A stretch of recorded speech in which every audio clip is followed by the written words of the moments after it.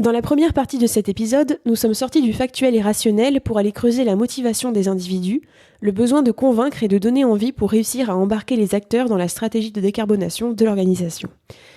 Pour cette deuxième partie, nous allons voir avec Bénédicte Durand, PDG du groupe Alteora, leur parcours de transition bas carbone, les personnes impliquées dans la réalisation du plan de transition et les bonnes pratiques qu'ils ont mis en place pour embarquer les différentes parties prenantes. Bonne écoute!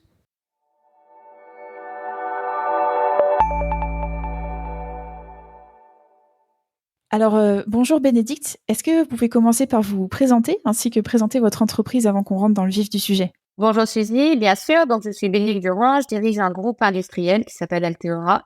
Alteora, en fait, ça réunit des expertises. On se présente comme étant un équipementier industriel. Donc, notre métier, en fait, c'est de concevoir, de produire et de livrer des produits à base de matériaux composites et de thermoplastiques pour deux secteurs principaux qui vont être la mobilité et accompagner la décarbonation de la mobilité. Je pense qu'on va y revenir. Donc, hors automobile grande série. Et puis tout ce qui va être construction durable. Voilà, c'est 5 usines dans la région Auvergne-Rhône-Alpes, un site en Roumanie, une filiale en Belgique. On a fait l'année dernière 45 millions d'euros de chiffre d'affaires avec 300 collaborateurs. Alors, depuis quand vous vous êtes engagé dans un parcours de transition bas carbone et aussi surtout pourquoi vous vous êtes lancé au départ? Qu'est-ce qui vous a motivé? Alors, c'est compliqué pour moi exactement de poser une date parce qu'il faut savoir que le groupe existe. On fêtera nos 90 ans l'année prochaine. Notre siège est en Ardèche, au bord du Rhône. Donc, évidemment qu'on a une sensibilité, et c'est pour ça que j'en parle maintenant, qui est forcément particulière sur tous les sujets liés, en fait, à la décarbonation. Après, on s'est véritablement engagé, pour le coup, dans une démarche structurée, avec une méthodologie. Depuis, ça fait maintenant à peu près 1 an et demi. D'accord. Avant qu'on rentre dans le sujet de ce podcast qui est plus sur comment embarquer les parties prenantes, je voulais savoir si vous pouvez nous parler un peu des grandes actions que vous avez identifiées dans votre plan de transition pour atteindre vos objectifs de réduction. Ouais, nous, on a fait le choix, donc avec le groupe de travail qu'on a mis en place en fait pour apporter un éclairage en fait sur notre stratégie décarbonation. Donc, on a fait le choix en fait de le réintégrer directement dans notre plan stratégique. C'est-à-dire que l'idée, c'est que ce soit pas à côté, mais que ce soit avec. Et donc, pour ça, on a défini 5 axes, et ce sont des axes qui vont être autant sur la transition bas carbone que finalement des choses plus macro-stratégiques. Donc, les 5 axes, ça va être évidemment la RSE. Donc, c'est comment on va intégrer la performance sociale et environnementale à la performance financière. Le deuxième axe, c'est la performance décarbonée.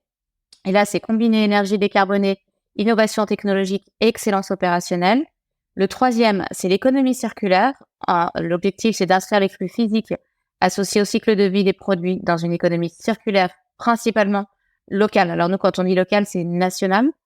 Le quatrième, c'est la transition de nos clients. Donc, c'est créer une source de business majeure en développant les services et les solutions d'accompagnement de nos clients dans leur transition. Et le dernier, c'est la diversification qui est s'orienter en fait vers des nouveaux marchés à fort potentiel de la transition et sortir progressivement des technologies et des process à risque. Voilà. Donc, on a des choses court terme, moyen terme, long terme. D'accord. Et donc forcément, vous avez, je pense, du monde qui travaille sur ce plan d'action. Alors, quels sont les individus qui sont impliqués dans votre entreprise sur ce plan d'action? Vous avez parlé du fait que c'est déjà un peu infusé dans toute l'entreprise. Exactement. Compte tenu de ce que je vous disais, en fait, je vais vous dire que c'est tout le monde, puisque l'objectif, alors, on est sur cette étape-là, on est sur comment je le traduis, en fait, en plan d'action groupe pour bien exécuter, en fait, la stratégie. Je vais remonter un tout petit peu en amont, c'est que, en fait, nous, pour dire aujourd'hui qui travaille dessus, c'est déjà qui a réfléchi, en fait, et qui a été autour de la table pour construire et bâtir ce plan stratégique. Et donc là, on a fait le choix, donc on a été accompagné notamment par Rémi Marcus, enfin principalement par Rémi. On a fait le choix de constituer un groupe qui représentait 10% des effectifs. Avec ce groupe, on a réfléchi et construit ensemble ce plan stratégique, donc en partant des constats, en ayant un input aussi évidemment méthodologique, mais aussi SBTI, trajectoire, etc. Enfin, tous les scopes, au-delà du 1, 2, 3, pardon, mais tout ce qu'on peut imaginer autour de ça.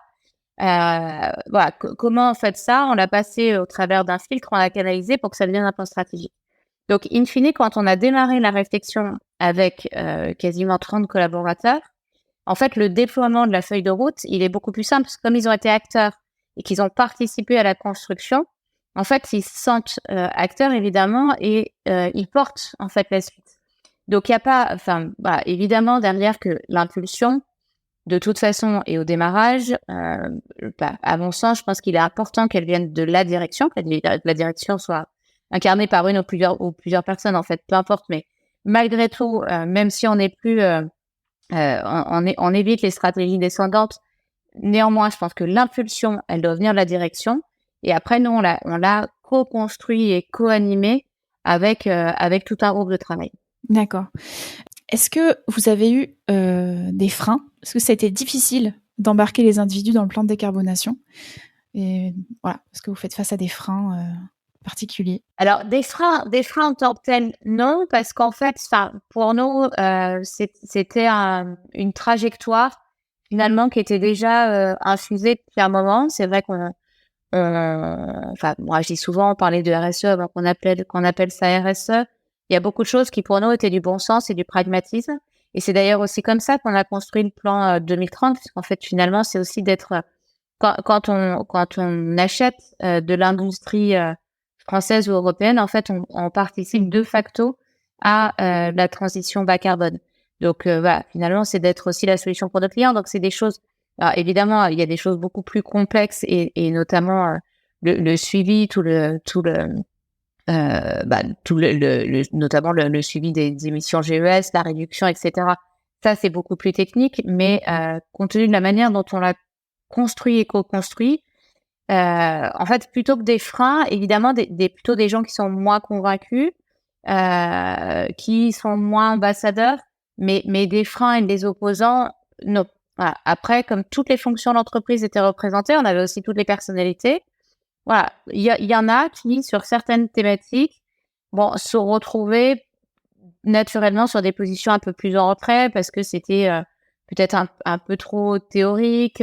Mais après, comme il y avait d'autres sujets qui les concernaient plus, à partir du moment où on leur parle de leur métier, où on parle de ce qu'ils font en fait au quotidien, pour moi, c'est un des leviers en fait autour de l'engagement et puis ça apporte du sens.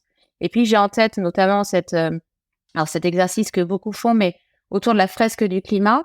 La fresque du climat, pour le coup, c'était super intéressant parce que c'est ceux qui pouvaient paraître au départ, alors on va dire les plus réticents, qui du coup se sont retrouvés complètement pris dans le truc.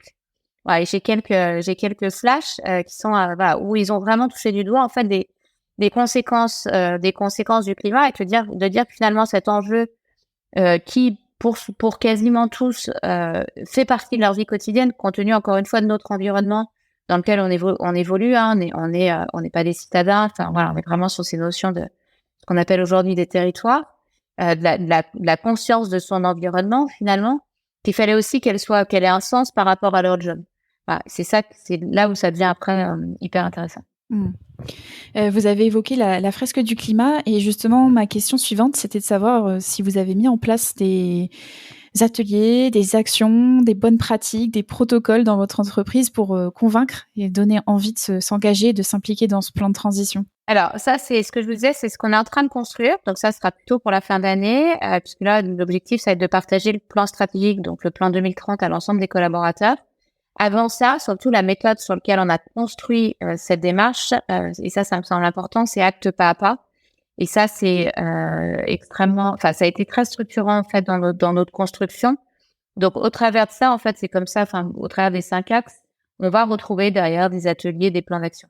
Après, on faisait déjà un certain nombre de choses, notamment on se réfère aux objectifs de développement durable depuis un certain temps. Donc en fait, on a déjà des indicateurs qui mesurent ça, on a déjà des actions, il y a des flashs réguliers, etc. Mais on est dans cette période encore un peu entre deux. Il faudra revenir. D'accord. On reposera la question dans quelques années. Alors justement, vous en avez parlé, mais vous en êtes où aujourd'hui dans votre parcours? Donc vous êtes à l'étape où vous avez déjà un peu établi le plan d'action, mais où il va falloir passer à l'action, c'est ça? Exécution, exactement. En fait, ouais, non, il y a la stratégie, on a tout un tas de plans d'action et maintenant c'est l'ordonnancement et l'exécution. Et c'est évidemment ce qui est le plus important. Et encore une fois, pour nous, la manière dont on l'a fait, hein, je dis pas que c'est une bonne pratique, mais c'est notre choix, c'est vraiment de le réintégrer dans le plan stratégique et du coup là de le réintégrer dans le plan d'exécution, dans le plan d'action groupe en fait général. Et pas d'avoir deux systèmes qui cohabitent. Oui. Ça permet d'être sûr que c'est bien intégré à l'ensemble de la stratégie et que ça va pas être juste une case sur le côté. Ouais, ou un truc qu'on ouvre une fois par an parce qu'il faut qu'on remplisse le rapport annuel et que tiens, on regarde là où on en est. Encore une fois, ça c'est un choix.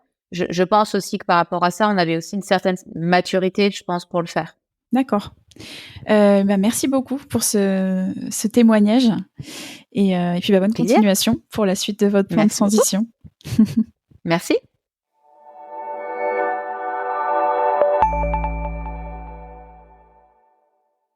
C'est la fin de ce 7e épisode consacré à l'implication des parties prenantes dans le plan de transition des organisations.